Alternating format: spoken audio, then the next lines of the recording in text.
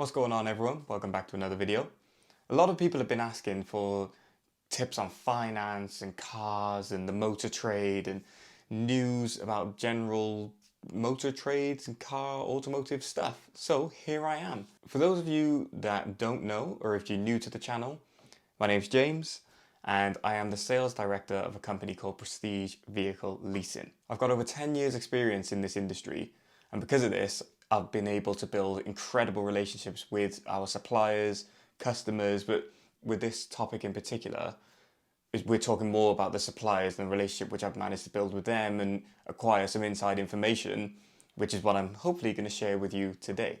Having this inside information has been one of those little edges that I've sometimes had over the competition, which has been able to help me provide the best deals and service, and knowing, having a bit of foresight when it comes to planning deals and helping out customers and stuff like that. But the business stuff is to the side. This is more so just for YouTube and just to put some information out there to try and help you all make some money, or even if you're not making some money, just to give you an idea of what the hell's going on with the motor trade at the moment, because it is a big mess. But there's pros and cons to everything, so we're going to get into those in a sec. And obviously, this is the first time I've done this type of video, so I do have some notes, so apologies if you see me looking down and glancing, but there's a lot to go through and I don't want to miss anything. I want to be as thorough but as concise as possible. I don't want to drag this on because no one wants to listen to me or look at my face for 10 minutes. Not even my missus. So yeah, right, let's get into this. So as some of you may or may not be aware of already, the used car industry is having a huge boom at the moment. Companies like We Buy Any Car are bidding way over and above what they should be bidding, and they're pretty much outdoing all the competition. But when they've got a bit of a monopoly when it comes to owning or having a partnership with British Car Auctions and Cinch and all those kind of crazy companies that you see all over the place. Because of these guys basically overbuying and overpaying for cars, that means for the likes of me and you, if you own a car, whether it's on finance or bought outright, it is an incredible time to sell. With most things, there is a few catches that we need to discuss. Firstly, let's talk about the reason for these mad price surges, because it looks great. You type in your details to We Buy Any Car and you see an amazing price, you're thinking, yes, right, quid's in, happy days. It all goes back to the dreaded C19 outbreak and the fallout that's been caused because of that. This issue has been quite widely reported on by the likes of The Guardian, The Times and other motoring journalists, but it's still one of those things which, if you're into the industry, but if you're not, then you just sat back wondering, why am I getting so much money for my car, or why is this car gone up £2,000 in the last 2 months? So yeah, this is what's happening. Every electrical component, whether it's a printer, a phone, a laptop, cars, has lots and lots of microchips in them, semiconductors to be specific. When we all went into lockdown, pretty much the car industry were like, do we need to be spending billions of pounds on semiconductors right now? No. Cancel our orders, let's forget it. A company such as Samsung is a good example. They sell $56 billion worth of semiconductors to other electrical companies. Even Apple, I think Apple is one of their biggest biggest customers, and they even use $36 billion worth for themselves, which is just crazy. So you can imagine, like, the amount of material and raw material that's needed to get to these numbers is just crazy. The price of raw materials has gone up, the supply or the demand, has gone through the roof, hence why you can't get your hands on an Xbox or a PlayStation for love nor money. It's just not happening. Even the last iPhone, the iPhone 12, that was delayed by 2 months because of this shortage. All because of the fallout from factories closing, people cancelling orders, a bit of uncertainty here, a bit of uncertainty there. It's just been crazy. Back to the motor trade. So they cancelled a lot of their orders thinking, damn, we don't know when people are going to be buying cars anymore. Because even from my side, when that first lockdown happened in Britain, it was crazy. Like, my phone didn't ring for like 2 months, and I was like, yeah, this is weird. I've not known this ever before. It's a bit worrying. So I can understand them doing that. However, most other industries kind of kept some on the back burner, Whereas the motor trade now, when they realised that the demand was actually there, they've ordered a load of new parts, but there's none there. There's none there to be supplied, and they're now at the back of the queue. So the motor trade is arguably being hit the most and the hardest from this fallout from the outbreak. With that being said, we know with no supply, nothing can be built. And that's the situation that we're in at the moment. Cars simply aren't being built. Just to give you some insider information that's been happening behind the scenes for me, I had 2 Land Rover Discovery Sport orders on order with the Land Rover factory. Had a letter from the CEO a couple of weeks ago explaining and apologising that unfortunately they're not going to be building those cars anymore. So I've got 2 disappointed customers thinking, well, my cars were meant to be here next month and now they're not going to be here at all. The other thing that Land Rover have decided to do is cut their model variants down on the Discovery Sport from like 36 models down to 17. Simply because they literally can't build the cars, or they can build them, but they don't know when they're going to be able to do that. Another good example, Audi. No panoramic roofs, electrical steering columns, forget it, they're not building them anymore. They've said, yeah, you can order comfort and sound pack by all means, you can have your 360 camera and your surround sound, but we just don't know when you're going to get this car. And another thing with Audi is anything ordered from June 2021 onwards, unfortunately your car is going to be arriving with 1 electronic key and 1 plastic one. Now, obviously, I can understand all these things. You know, if each car comes with 2 keys and now all of a sudden you're only doing 1, that means you've doubled your production, which is great news. And that one doesn't bother me too much, but it's more so it's just the fact that nothing's being built. It's scary, scary times. So yeah, basically to summarize, because of this, the industry's in a mess. So what do we do? What does that mean? So now we can get to the point where you and I benefit from this. So let's assume your car is on finance and you bought it 18 months ago, start of the pandemic or mid-pandemic. You owe, I don't know, £18,500 on the finance. You type your details into We Buy Any Car and it says, yeah, we'll give you 20 grand for it. So you're like, yes, great news. £1,500, even more so. I'll get into those examples in a bit. I've got some crazy stories. But you're thinking, yeah, wicked. You're spending the money already in your head. Where am I going to go on holiday? What car shall I get next?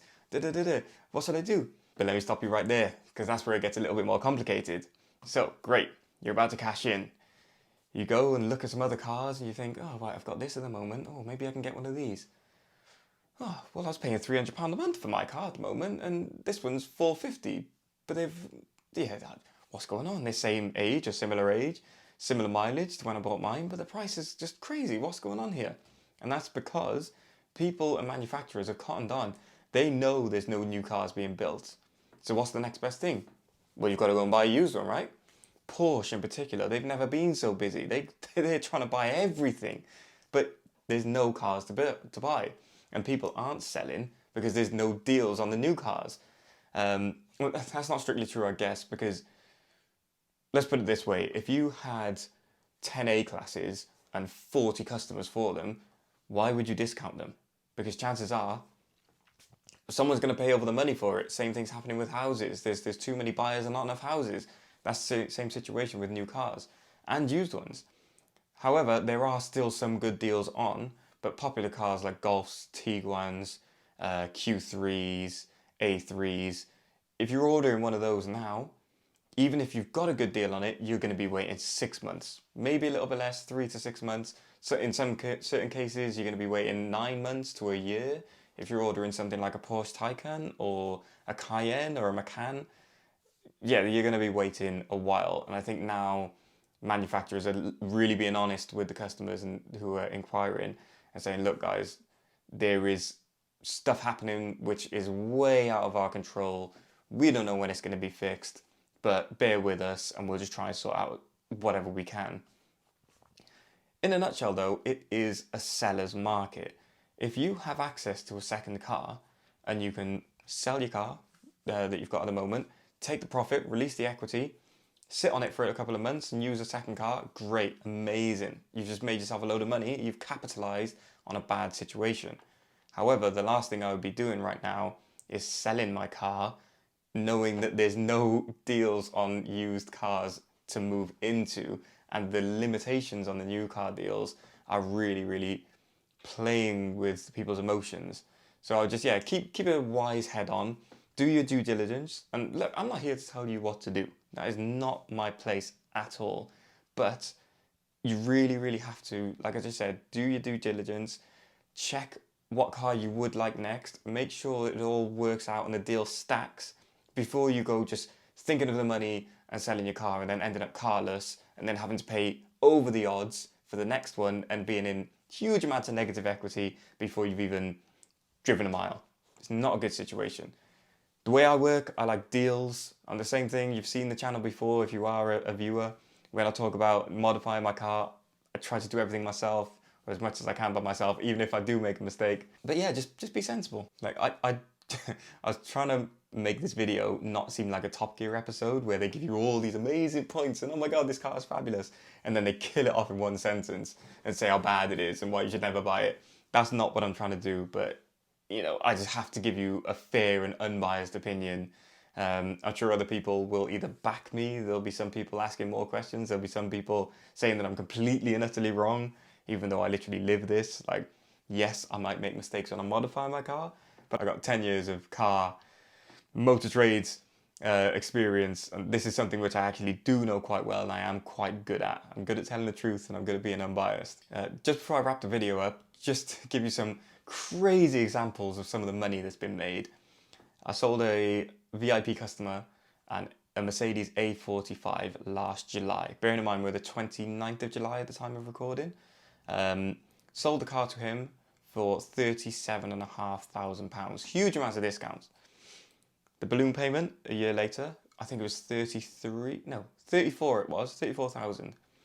Typed his details into We Buy Any Car, I was just coming up to the renewal date. 44,000 they were bidding for it. I rang, I was like, mate, get down there now, take the 9 grand, even if they chip you 2 grand, who cares? You're 7 grand in profit. I had another guy, GLE 350 AMG line, Premium Plus Coupe, the works, really, really nice car. He was about to hand the car back to Mercedes. I'm like, no, just wait. Typed his details into We Buy Any Car, 7 grand profit, instantly. And he's like, yeah, you sorted me out. And I'm like, yeah, mate. Unfortunately, the only bad thing out of this is there's no way for me to profit from this. But, you know, like, that's what I'm saying. A bit of honesty, a bit of integrity goes a long way. I'm sure they're both very, very happy. And there's more stories like that. I could sell my car now and make 2 grand. But I know that there's nothing else that I can afford without stretching my budget loads. So I'm just being a bit sensible and playing both sides of the fence and just sitting tight. Because this situation will iron itself out, but we just don't know when. I'm just going to guess 2022 Q1 is pretty much a write-off up until March 2022. Then we might start seeing an improvement, hopefully. But yeah, don't expect the iPhone to come out on time. Don't expect to get an Xbox or a PlayStation for a while. It's going to be the same situation for a long time. So there we have it, guys. I didn't want to rabbit on too much. I know it was a lot to take in. Feel free to drop me a message, chat down in the comments. I'm always reading, always replying. If you like this style of video as well, let me know, because I do kind of want to do more. I can talk about finance. I can give you guys tips and tricks. But only if you want it. There's no point in me, I'm not going to sit here wasting my time and talk about it. But if you want to know the info, I'm more than happy to give it across. If you like the video, hit the like button, subscribe, hit the bell for notifications. And if you're into cars and you're looking for a new deal, feel free to head over to my website or social media for the company, prestigevehicleleasing.co.uk. Yeah, have a browse. Like, I'm always happy to help out, get on the phone. Yeah, whatever you need, I'm sure I can help. But yeah, I will catch you next week. Peace.